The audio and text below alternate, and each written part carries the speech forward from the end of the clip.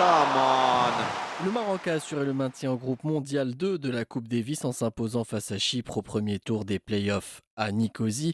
Le Maroc l'a emporté 3-1 au terme des 4 matchs disputés sur 2 jours. Les coéquipiers d'Eliott Benchetrit ont montré de belles choses à Chypre. C'est ce que confirme Abdelrahim Moundir, ex-capitaine de l'équipe marocaine en Coupe Davis. Commençons tout d'abord par rendre à César ce qui lui appartient. Félicitations à l'équipe du Maroc qui vient d'assurer son maintien dans le groupe mondial numéro 2. C'est quand même extraordinaire. Il vient de battre l'équipe de Chypre sur un score de sans appel parce qu'à partir de 3-0, le reste n'est pas très important. L'équipe a été composée de Dlimi, Benchetrit, Moundir et Karmoussi. Très très bonne équipe qui a assuré, elle n'a pas perdu de 7, c'est très bien. Ça lui permet de rester dans le groupe 2. De l'autre côté, bien sûr, il y a eu les qualifications pour le tableau mondial. Et c'est là où on va parler du nouveau format parce que c'est une phase finale qui se jouait, enfin l'année dernière, elle s'est jouée en Espagne et elle regroupe les 18 meilleures équipes du monde pour l'instant. Alors il y a eu les qualifs cette semaine, pardon, ce week-end. Le Canada a battu la Corée du Sud, le Canada qui avait gagné quand même la Coupe Davis il y a 2 ans en Espagne.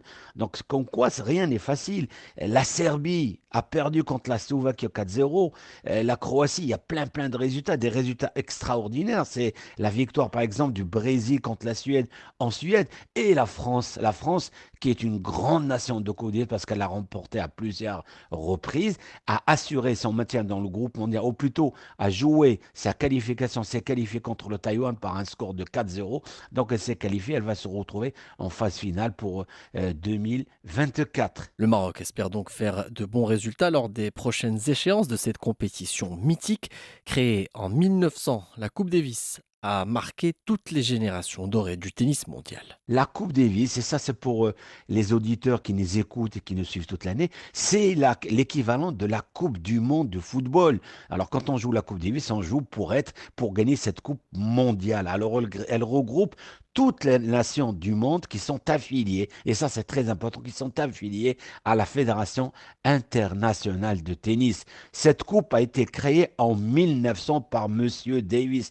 Alors au départ, elle ne se jouait que entre la Grande-Bretagne et les États-Unis d'Amérique. Alors en 1904, elle est passée pour faire jouer toutes les nations du monde. Si la compétition a séduit par un format original avec des oppositions à domicile et à l'extérieur, les choses ont changé depuis 2019. La Coupe Davis a vu la création d'une phase finale réunissant 18 équipes.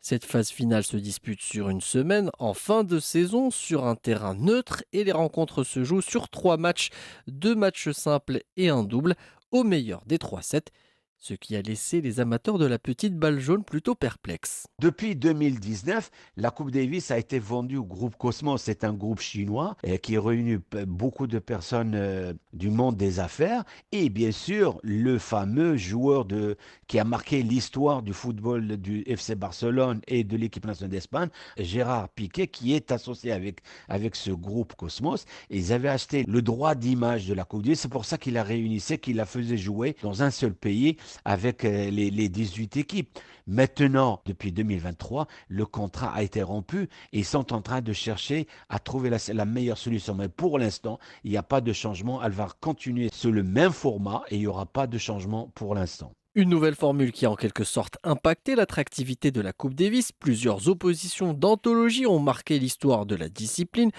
Plusieurs oppositions d'anthologie en Coupe Davis ont marqué l'histoire de la discipline.